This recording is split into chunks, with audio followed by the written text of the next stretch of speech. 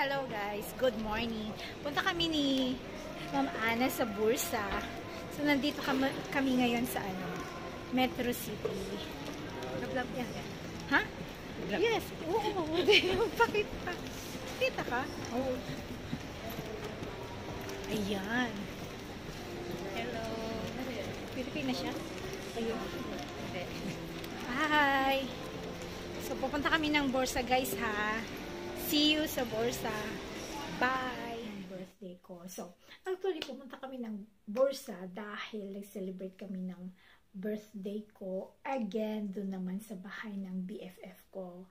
Si BF Divina Aklar. So, pangalawang years na to, na doon ako nag-celebrate ng birthday ko sa bahay niya. Kasi before, siya yung laging pumupunta sa akin dito sa Istanbul.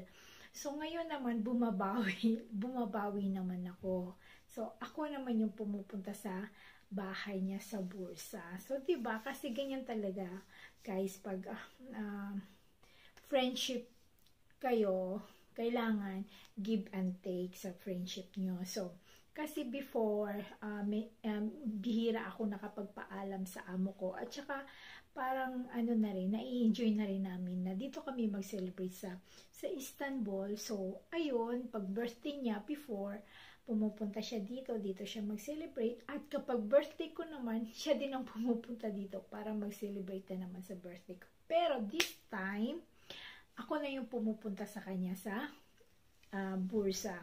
So, since last year, ako yung pumunta sa kanya. Tapos ngayon, na for the second year, ako pa rin yung pumupunta sa kanya sa Bursa. So, ayan guys, nakita nyo kanina na nag-travel kami by car lang. Kasi by car is 2 hours from Istanbul to Bursa. Kaya, ayun, happy naman ako. So, ang kasi natin ngayon i-share ko sa inyo is yung friendship, diba? So, mahirap.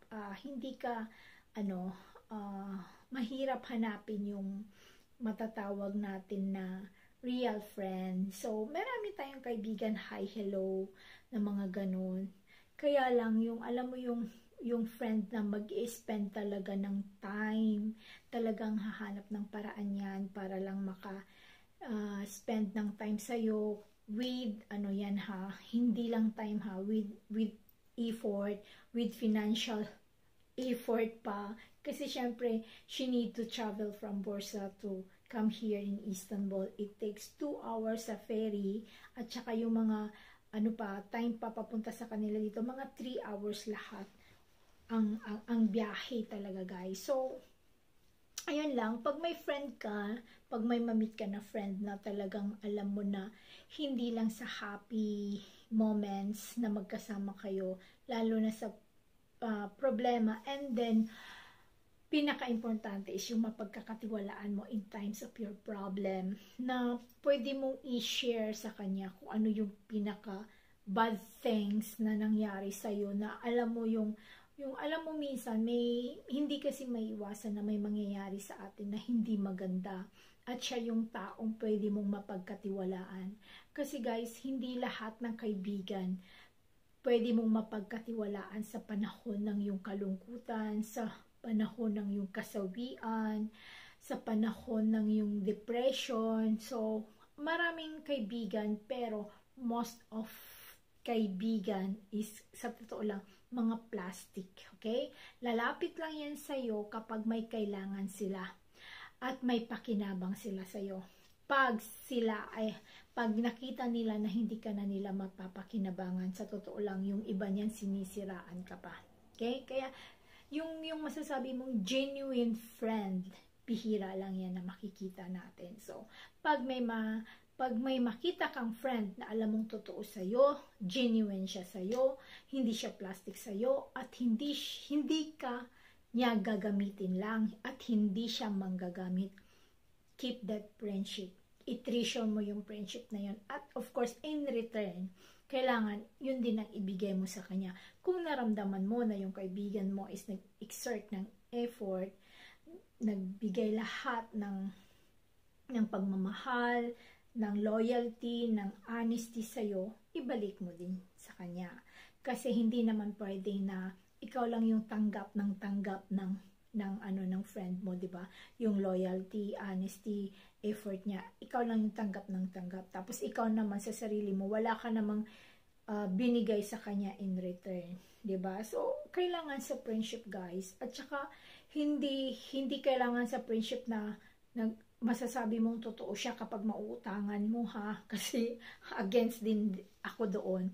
Kahit financially hindi niya kaya mag-support sa'yo, kasi meron naman talaga tayong genuine friend na hindi mo kayang malapitan in terms of financial, kasi sabihin natin wala din siya, 'di ba? Wala din siya. So hindi importante 'yun, kasi yung iba tinitingnan nila yung friendship nila. Ay, ang laki ng natulong mo sa akin nung time na walang-wala ako, natulungan mo ako. Para sa akin, hindi yun yung basihan ng totoong magkakaibigan.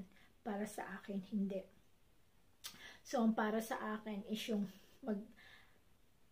mapagkakatiwalaan mo siya, masasandalan mo siya, siya yung taong nandun ka na sa, yung dun ka na sa middle of parang problem na bihira mo lang maranasan, pero nandun siya nagstay to support, moral support, emotional support. So yun yung pinaka-importante, guys. Para sa akin kasi hindi basihan financially na yung kailangan mayaman yung friend mo, may pera yung friend mo, kailangan yung kaya kang pautangin pag nagigipit ka, no. Kasi ayoko din yung pag may friend din ako na hello, mabait lang siya sa akin dahil alam niyang nauutangan ako, ayaw ko din sa kanya. It's a big no-no din sa akin. Pag naramdaman ko na yung kaibigan ko is mabait lang sa akin, super bait, lalo na pag nangangailangan siya ng tulong ko or napapakinabangan niya ako, I know how to, I know how to keep distance naman na itong kaibigan to, manggagami to. Kailangan niya lang ako, kaya siya naging mabait sa akin. Kaya it's a big no for me. So, hi, hello siguro, ganyan. Hi, hello, hindi naman talaga lahat ng kaibigan natin is masasabi mong genuine friend, true friend, real friend, best friends. Pero ako, pasalamat ako kasi mayroon talaga akong masasabi na genuine friend. Bihira lang kasi yun eh. Yung bihira lang na mo. Kasi sa totoo lang, ang dami-dami kong nakikita na mga kaibigan ko, sila nagpapaplastikan. Yung mga gano'n. Ako marunong din ako makipagplastikan. To be honest, ha. Marunong ako makipagplastikan. At ang tawag ko doon is pakikisama. Pero sabihin mo na true friend kita na alam ko na kaibigan kita, pero alam ko hindi kita maasahan sa panahon na nandun ako sa ng problema. May mga ganon. May mga kaibigan ako na kaibigan ko lang sila, pero hindi ko sila nilalapitan pag nandun ako sa problema. Hindi ko sila iniiyakan. Napaka-emotional kong tao. Sa totoo lang, guys. At kapag nakita mo ako na iniyakan kita, ganon, nakita mo na yung totoong ako. Kasi ako yun eh. Napaka-emotional ko sa totoo lang. Pero, hi, hello. So, ayun, ibig sabihin kung ano yung pinapakita mo sa akin, yun lang din ang binabalik ko sa'yo. So, yan, thank you so much sa kaibigan ko, sa BFF ko na dito sa Turkey na si BFF Divina, kasi since sa Hong Kong pa kami, so hindi kami close nung nasa Pilipinas pa kami, yung nasa agency pa kami, hindi kami nag-usap nung sa agency pa kami, hindi talaga kami nag-usap na kahit hi, hello, no. Tinitingnan ko lang siya nung nasa agency kami, at ako rin, tumitingin lang din siya sa akin. So, hindi talaga kami kahit hi, hello, kasi nung sa agency, I remember si Amor, si Jenaline, yun yung nakakasama ko. Kasi si Jenaline, pareho lang kaming dalawang taga Cagayan de Oro. So, yun, yung partner ko talaga, si Jenaline, pero hindi kami naging close kasi syempre mas bata pa siya sa akin kasi siguro gusto niya is yung kaedad niya, so mas matanda kasi ako sa kanya. So doon sa agency ang naging close ko si Amor and then si Luisa. Ayun, pero nung dumating na kami sa Hong Kong, ayun, naging close ko naman sa Hong Kong is yun si Divina, si Amor, and then nung dumating na si Elsie, si Ging Elsie from Cagayan de Oro, then kasama ko rin sa trabaho ko sa PGH. So, sila yung mga close friend ko. Masasabi namin, closed in my heart. Kasi marami kami, 10 kami sa agency at saka nagdatingan na yung iba. Marami kami mga nasa 30 kami lahat. Pero, yung sasabi namin grupo na mga 20s. Pero sa 20 na yon yung close namin na 20, yon yung masasabi kong ka-close ko talaga is 3. Si Divina, Amor, and then si Elsie. So sila, pero yung iba close kami kasi wala namang hindi magandang nangyari. So andun naman kami yung sa banding, mga ganon. So hanggang lumipat ako dito sa Turkey, ako yung nauna sa batch namin from Hong Kong. So ayun, sumunod naman si Divina, and then the rest nandun na sila sa Hong Kong.